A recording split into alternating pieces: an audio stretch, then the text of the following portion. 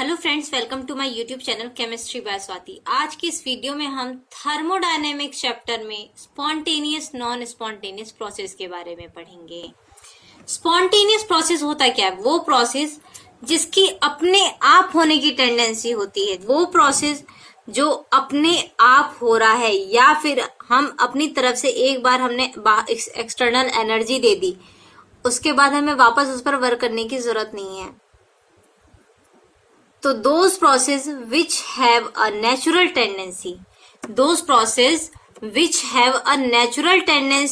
to occur in a particular direction with or without initiation। मतलब कि आप बाहर से वर्क उस पर वो प्रोसेस जिसमें आप एक्सटर्नल वर्क नहीं कर रहे हैं या फिर एक बार एक्सटर्नल वर्क कर दिया तो दोबारा आपको उसमें काम करने की जरूरत नहीं है, उसको बोला गया स्पॉन्टेनियस प्रोसेस। जैसे कि अगर आप कोई बॉल ऊपर से छोड़ते हैं तो वो अपने आप ही नीचे आ जाएगा, वो अपनी स्टेबल स्टेट में आने की कोशिश करेगा। तो इसकी स्टेबिलिटी जहां पे ज्यादा होगी उस स्टेट में आने की कोशिश करेगा, स्पॉन्टेनियस प्रोसेस उसे बोलते हैं। अगर आप बॉल को पकड़ के ऊपर से हिट करते हैं तो भी उसकी नेचुरल टेंडेंसी है कि बॉल नीचे गिरेगा, या फिर आप बॉल को पकड़ के सिंपल छोड़ देंगे तो भी उसकी टेंडेंसी है कि बॉल नीचे ही गिरेगी। तो ये एक स्पॉन्टेनियस प्रोसेस का एग्जाम्पल हो गया।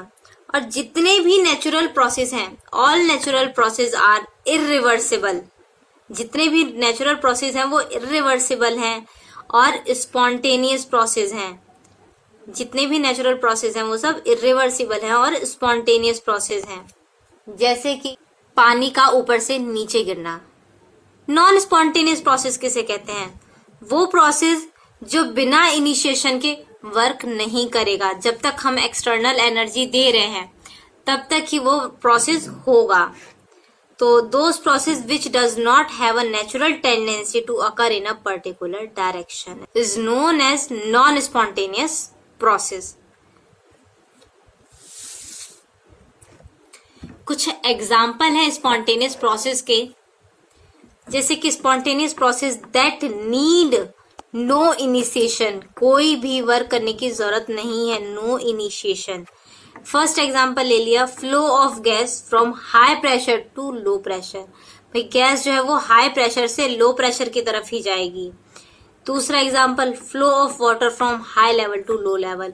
वाटर का फ्लो हाई लेवल से लो लेवल की तरफ ही जाएगा, हमें कोई भी वर्क करने की जरूरत नहीं होगी इसमें। Flow of heat from hot body to cold body. Flow of heat from hot body to cold body. Melting of ice at 25 degree Celsius, मतलब कि रूम टेम्परेचर पर ही आइस का मेल्ट हो जाना। Digestion of water at 25 degree Celsius. Dilution of common salt in water. अगर आप water में कोई भी कॉमन सॉल्ट डालेंगे तो वो डाइल्यूट हो जाएगा, उसमें घुल जाएगा। Mixing of different non reacting gases. किसी भी नॉन रिएक्टिंग गैसेस का मिक्स होना। कोई भी गैस हवा में जो है वो मिक्स है। भाई एक पर्टिकुलर पार्टिकल तो है नहीं हवा में बहुत सी गैसेस मिक्स हैं आपस में और नॉन रिएक्टिव हैं, तो ये अपने आप मिक्स होती हैं गैसेस। इन्हें अलग से नहीं कि मिक्स नहीं किया जाता। ये स्पॉन्टेनियस प्रोसेस है कि गैसेस मिक्स होती हैं, नॉन रिएक्टिंग गैसेस। अगर आप उसे छोड़ देंगे तो अपने आप ही वो मिक्स हो जाएंगी। Spontaneous process that need initiation. हमें एक बार बाहर से एक्सटर्नल एनर्जी, एक्सटर्नल वर्क करना पड़ेगा, उसके लिए बोला गया है। जैसे कि बर्निंग ऑफ फ्यूल, फ्यूल का जलना, जैसे कोयला, कोल, पेट्रोल। दूसरा, लाइटनिंग ऑफ कैंडल। कैंडल को जब हम जलाएंगे तभी जलेगी, और एक बार हमने कैंडल जला दी तो वो जब तक खत्म नहीं हो जाएगी तब तक वो वर्क करती रहेगी। तो नीड इनिशिएशन, एक बार हमें उस पर एक्सटर्नल वर्क करना पड़ा। Criteria for a process to be spontaneous. पहला है tendency to attain minimum energy and maximum stability. मतलब कि स्पॉन्टेनियस प्रोसेस क्या है कि हमें बाहर से कोई भी वर्क नहीं करना पड़ रहा, अपने आप जो प्रोसेस हो रहा है, या फिर एक बार इनिशिएशन हमने एक बार अपनी तरफ से एक्सटर्नल वर्क किया तो वो अपने आप हो रहा है। तो मतलब कि एक तरह से वो अपनी स्टेबिलिटी फॉर्म में है, मैक्सिमम स्टेबिलिटी होगी और मिनिमम एनर्जी होगी। सेकंड पॉइंट में बोला है tendency to attain maximum randomness. Randomness disorder जितना ज्यादा होगा, डिसऑर्डर ज्यादा होगा, एंट्रोपी में डिसऑर्डर जितना ज्यादा होगा और एंट्रोपी उतनी ज्यादा होती है। तो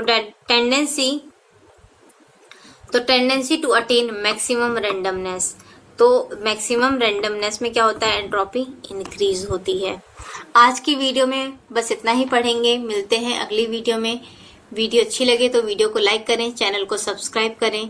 तब तक के लिए पढ़ते रहिए, सीखते रहिए।